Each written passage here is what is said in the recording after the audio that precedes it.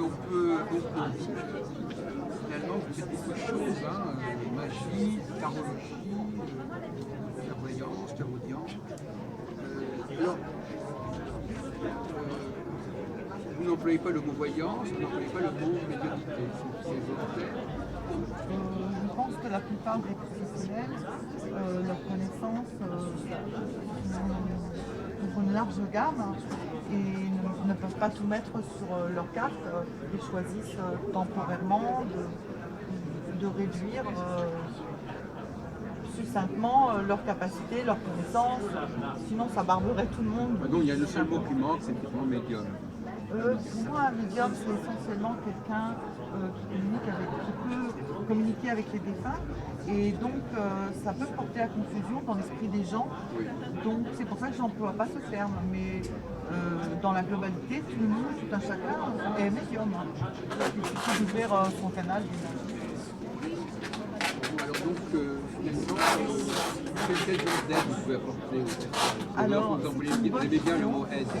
Eh bien, une personne qui vient à moi, qui m'explique sa problématique et j'ai un aperçu global de ce qui pourrait convenir pour l'aider. Donc les personnes doivent commencer par vous exposer leur cas. Oui, plus ou moins. Si elles viennent par exemple pour une consultation voyante, je vais leur faire une consultation voyante. Et si elles me disent il y a ceci, il y a cela, je vais forcément creuser un petit peu et voir leurs problèmes. Oui, il y a un mot que vous n'avez pas peur d'employer, et ça c'est quand même remarquable, c'est le mot magie ou mage. C'est ça, mage, je vais marquer mage. Mage, Oui. mage. Mais bien sûr, Ça c'est quand même remarquable, hein, ce mot-là. Je vous remercie. Mage de salon, Mage, c'est en relation avec la magie, oui. aussi la pratique d'éventuels rituels ou d'éventuelles magies en relation. Donc, il y a des personnes qui ne veulent pas simplement savoir ce qui les va arriver, mais qui veulent agir sur ce qui va leur arriver. Tout à fait, comme tout un chacun peut agir sur son destin à différents niveaux, sans pour cela employer la magie, entre guillemets, mais ouvrir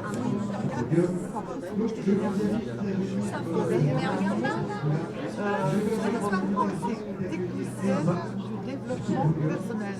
Ah oui? Ça veut dire magie?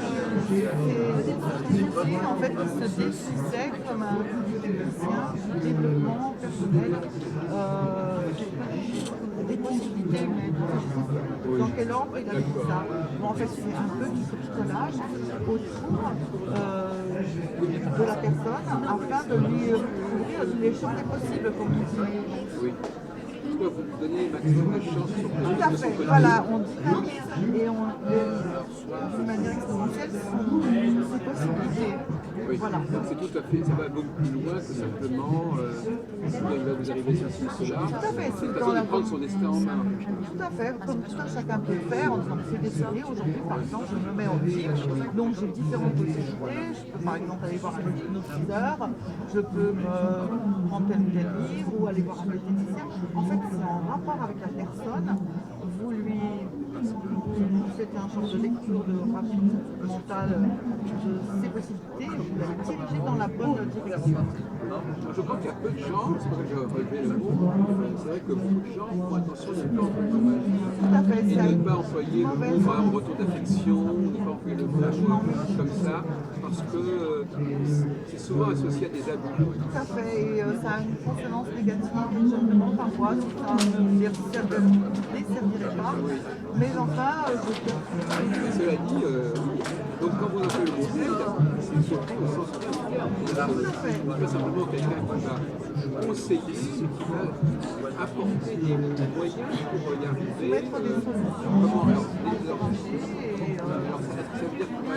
Des mantras, des prières, des amulettes, je vais interroger la personne, je vais voir en fonction de ses croyances également. Donc pour la diriger, c'est même pour ça que je me permets de mettre une spirituelle entre guillemets, c'est vraiment ça. Parce qu'une personne qui est très croyante sera dans la religion catholique. Je parlerai son langage. Tout à fait. On peut passer par les saints, par exemple. C'est pas parce que je prêche à tous c'est parce que j'ai une connaissance de différentes choses. Donc je vais les Si c'est un africain, par exemple, vous n'allez pas lui parler de la même chose. déjà, je vais le laisser parler parce qu'il pourrait m'apprendre des choses. Et en fonction, je serai honorée de voir, en fonction de ce qu'il me dit, je pourrais même l'étudier ailleurs. Parce que je pense que parfois, pour sa problématique, il vaudrait mieux qu'il reste dans son canal d'énergie. C'est un peu une approche ethnologique. Tout à fait. C'est un ethno-savoir, c'est... On parle aussi d'ethnopsychiatrie, c'est-à-dire qu'effectivement, il faut rentrer dans les schémas de représentation de la personne. Dans son schéma de pensée, afin de le guider. Parce que chaque culture a ses superstitions, a ses moyens de... Je sais que vous n'allez pas beaucoup le mot, mais ils ont des moyens de se donner des chances ou d'éviter des choses qui portent malheur. Tout à fait, tout à fait. Donc moi, personnellement, je le fais d'étudier toutes ces choses et de les tester. Donc généralement, quand je recommence quelque chose, c'est que je pense que donc vous faites une prévision, mais vous pouvez dire à la personne que ça ait plus de chances de réussir, porter ceci ou porter cela. Dans telle et telle circonstance, en fonction des phases de la lune, par exemple. Ah oui, donc vous tenez compte aussi d'une psychologie. Tout à fait, de la pleine lune, selon qu'elle est favorable ou défavorable, parce que pas mal de magies qui sont recommandées à la pleine lune. Moi, je devrais vous recommander de mettre psychologie et tarologie, parce que le mot psy est important. Tarologie et Psychologie. Oui, je sais. Non, parce que psychologie, parce que c'est quand même aussi un élément très important que les voyants ne prennent pas en compte. C'est à quel moment faire les choses, à quel moment est propice. Mais dans ce domaine, les possibilités sont infinies. Il y a beaucoup de trucs pointus et on peut tenir compte des heures. Et là, on est dans le domaine de la haute magie. Et je ne pense pas, sincèrement, qu'un jour, je pratiquerai la haute magie. Je préfère rester dans des choses plus... Parce que par exemple, si quelqu'un vous dit à quel moment rencontrer une personne, vous donnez un jour qui est favorable. Ça va même aller au-delà de là. Je vais essayer de discerner. Est-ce que c'est son intérêt de rencontrer une personne? Tout à fait, il ne faut pas... Parfois, parfois des choses qui semblent aller se débloquer, ça ne va pas être bien. Tout à fait. Il faut déjà rencontrer la personne sur son intérêt, sur sa vie, sur son évolution future, et même au-delà, dans le vrai sens du terme. Vous voulez dire en résonance avec sa mission, son karma Par exemple, c'est guide attendent ça d'elle. peut être beaucoup plus vaste, parce que la notion de karma, de réincarnation, de vie antérieure, elle peut être exponentielle. Si on prend en considération qu'on est dans l'ici et maintenant et que tout arrive en même temps, ça peut aller beaucoup plus loin d'une manière que l'univers s'agrandit en permanence, la connaissance également.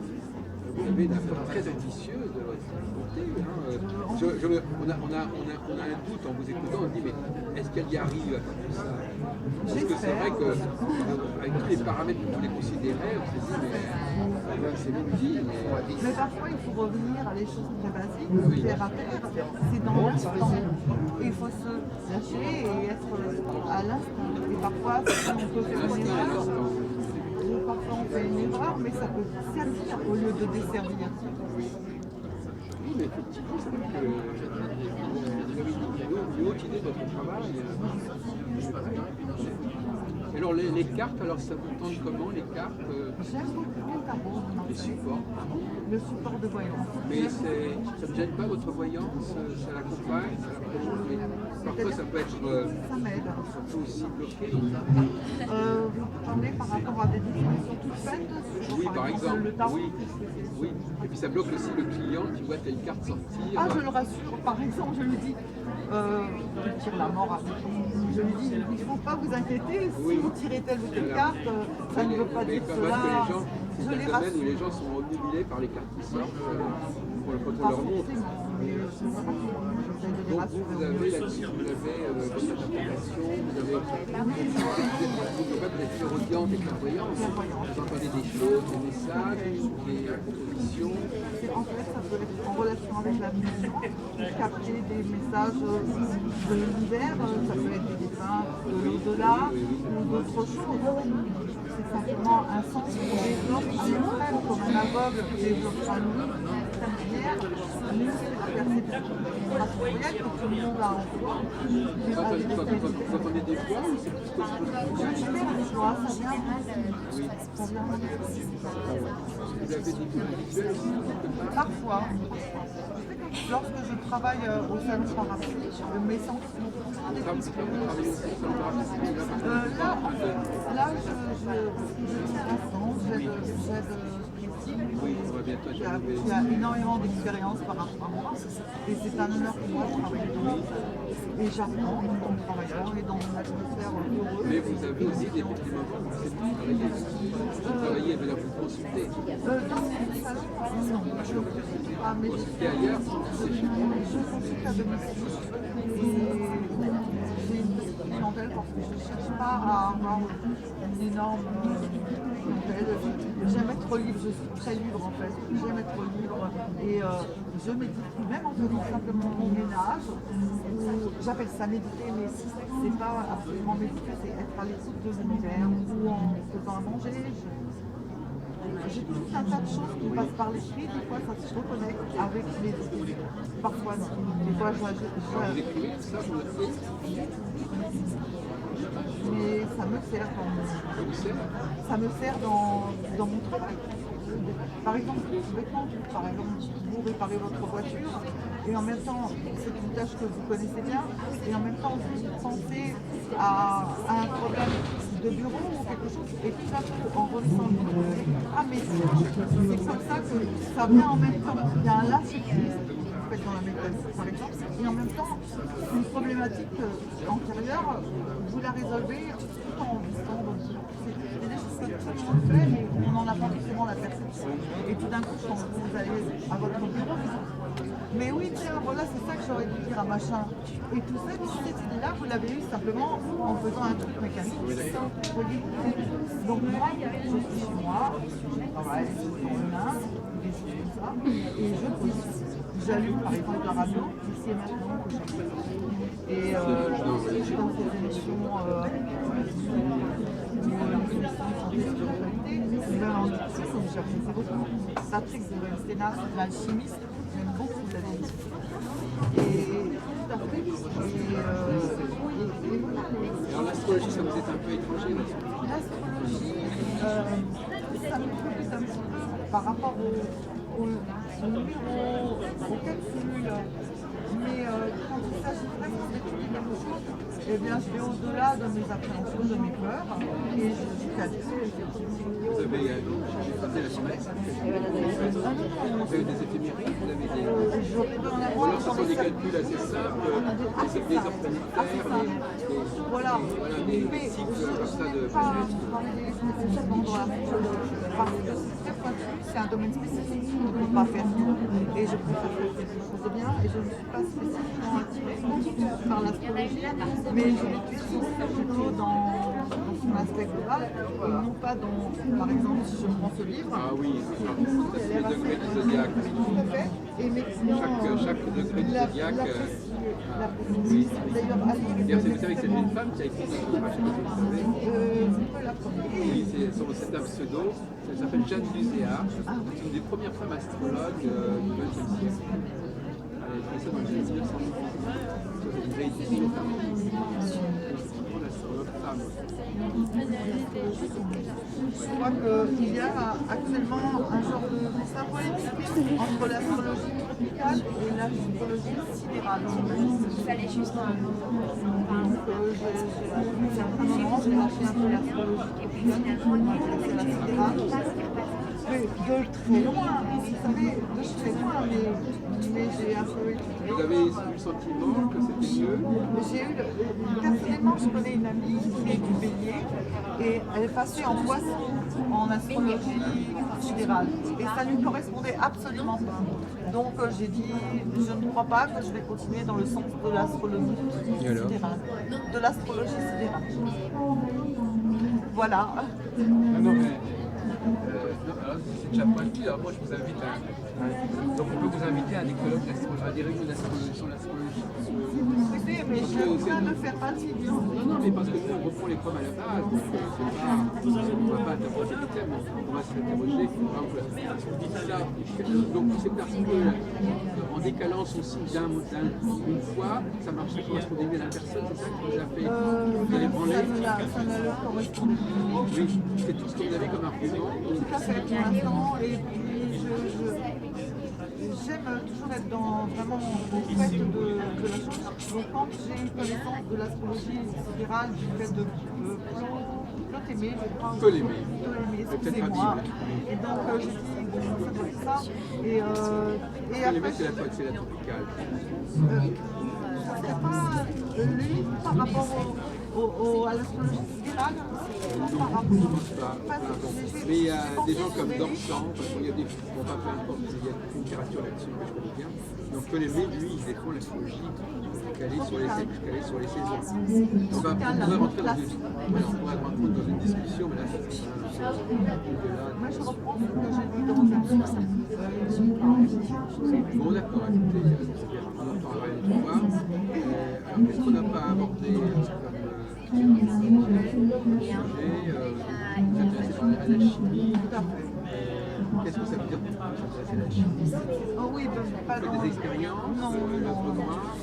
L'œuvre noire. Quand j'étais petite, j'entendais des choses comme l'œuvre noire dans ma chimie. Je ne savais pas du tout ce que c'était. 7. Mais j'aime beaucoup la chimie. Qui n'aimerait pas la chimie? C'est lié aussi à il faut le faire sur la terre.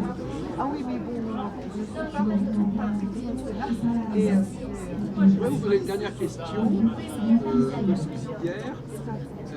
Est-ce que vous prenez compte du sexe de la personne pour vous parler, pour la conseiller? Oui, non, c'est la partie de mon âme que je perçois, oui. Mon âme. Mais quand même. Et ensuite, si c'est une problématique affective et que c'est dans une relation traditionnelle, on va dire homme-femme, évidemment, je vais prendre en compte quelque part. Du point de vue de l'homme, de la femme. Oui, non, parce que peut-être ce qui est bon, enfin, le profil de vie pour une femme, n'est pas forcément pour un homme, etc. Ça vous intéresse pas? Les aspirations sont les mêmes, mais les émotions ne sont pas exprimées de la même manière. Je ne dirais pas que ce ne sont pas les mêmes, mais elles ne sont pas exprimées de la même manière. Écoutez, merci beaucoup. Ceci, alors ça m'est pensé à la préhistoire. Oui, tout à fait. C'est pour ça que vous l'avez choisi. Non, c'est un secret. En fait, c'est pas moi. Ah, d'accord. Je ne peux pas. Parce qu'il y a le mot lumière dedans. Je vous remercie.